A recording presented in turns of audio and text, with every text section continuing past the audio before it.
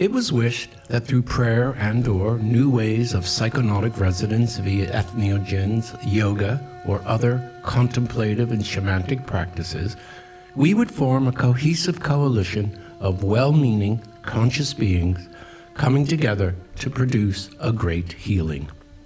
All those things we said should be more fair, free, open, transparent, equal, would be sooner or later. Technology, modernity, humanism. Had it all been a false promise, or a promise yet to be fulfilled? We walked quietly for another hour or so, and everything, all the tourists and pilgrims, seemed to have a strange luminosity. We eventually made our way back to the Pink Tower and made love in a most intimate way. Lying there, under the moon, we fell off to sleep together in a tight embrace, and I fell deeper into midnight under its vast depths and embrace. And through the night, I find myself not on the Ganges, but at sea. The sea breeze is warm and balmy, immense and marvelous. I feel an intense calm. I am the Sphinx in the desert sea, a sadhu in bliss. I am up high on a masthead, on a whaling ship, in oceanic reverie. Many of us are familiar with Herman Melville's Moby Dick, but his last book was The Confidence Man, His Masquerade, 1857. It would be an expose of the heart of darkness that defines American society. The novel introduces a disguised con man testing the passenger's confidence in an absurd puppet-like show where appearances are deceitful and meaning is elusive. As an echo to the instability of human existence, the narrative's ambiguous promise is continually of something further, something out there, something to come. But here in this reverie, there is nothing to come. It is all here. This is it. I am Ishmael. I am the whale. I am in a state of oceanic consciousness, a sea of sensation and emotion with no boundaries at all. Freud would recognize in the oceanic feeling an expression of the death instinct.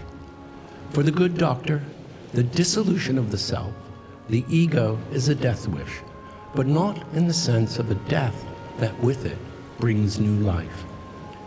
Inside the womb, I am in the great ocean of my mother. It is all sensation and oneness. Freud would say, as we grow into adulthood and our ego becomes mature, the boundary that separates ourself from other things sharpens. And so we lose the ability to connect the earlier oceanic feeling because we cannot drop the acute feeling of separateness created by the ego.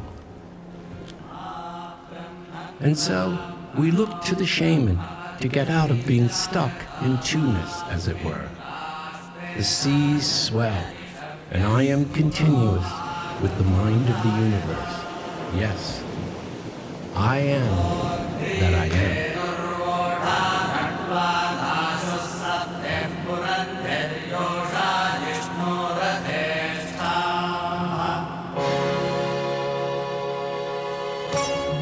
Quantum physics, shamans, the perennialists, the Hindus, and so many others had mapped the psyche, time, the cosmos, us. Us who simultaneously can imagine an infinite while knowing we are mortal. Holding these two thoughts can be too much for us. Shakti and I love swimming. She is more of a swimmer. It's a sport, exercise. I like to be below the waves, plunge into the cold water. I roll and undulate in underwater meditation. Under the water, I have assimilated into the deity of the whale. Above the water, I want the waves to decimate my flesh, and so offer myself to its danger, its awe and power.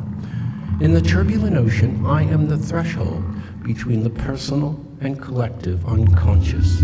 I live in the womb of our planet, in the sphere under the stars, in a blissful oceanic state. But still, as a whale, it requires that I reach the air-water interface relatively frequently, at least every hour and a half. How I love floating upright and motionless in the open sea, then my tail going up and down, swimming, gliding in the vast waters. Everything in this universe appears to be conscious. Here is a man all alone, oh. Here is the sea, old and worn, oh. I am the whale and Ishmael, and watch Ahab in a frenzy waiting to conquer me.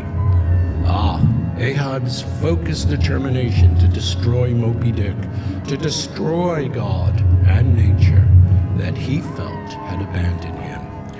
Oh no, here it comes again, the vengeance and grievance of hurt. Ahab having been dismasked by me. And for another breath, my mighty whale's head appears, and I hear a voice. "Speak thou, vast and venerable head," mutters Ahab. "Speak, mighty head, upon which the upper sun now gleams, and tells us the secret thing that is in thee. Of all divers, thou hast dived the deepest. Thou hast been where bell or diver never went, hast slept by many a sailor's side, where sleepless mothers would give their lives to lay them down. O head, thou hast seen enough to split the planets."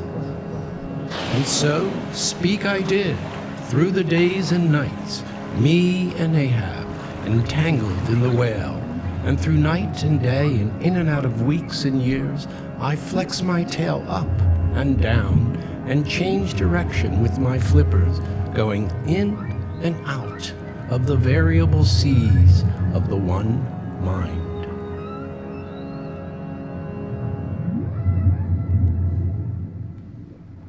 And so, at 1,000 to 2,000 meters deep, I swim in freezing polar water, up for air every 2 hours, and all the while dreaming, sensing these most wonderful conceptions where no intellection is possible to reach, that place where neither birth nor death can touch.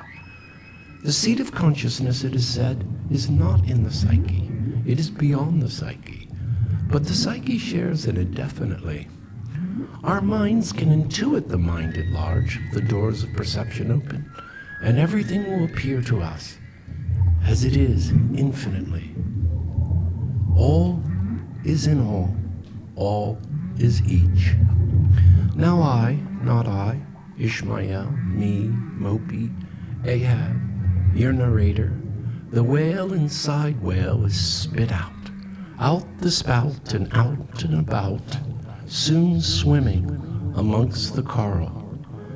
What a world it is, with these extraordinary colors, intricate detail. I sense the mind of these plants. They are so stunningly beautiful. I have awakened, and soon I am on land, in the life of the belly, and the reproductive organs, and can enjoy copulation, defecation, conception, pregnancy, and birth.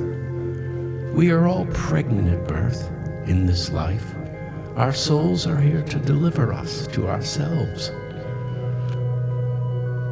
I am now hurling in the void of non-existence into absolute destruction, but to hurl down now to the reproductive lower stratum. Oh yes. It is the fruitful earth and womb, a bodily grave for new birth. It is not only destructive, but regenerative. It is always conceiving, one way or the other, the zone in which conception and deaths, births and deaths and births, continually take place. A body in the act of becoming, never finished, never complete. It outgrows its own self, transgressing its own body, in which it conceives a new second body, the bowels and the phallus, the bowels and the vagina. Next to the bowels and genital organs is the mouth, and then the anus, the physiological system through which the world and the word is ingested, digested, recreated, and eliminated. These convexities and orifices have a common characteristic. Within them, the confines between bodies and between the body and the world are overcome. They detach themselves from my body and lead an independent life.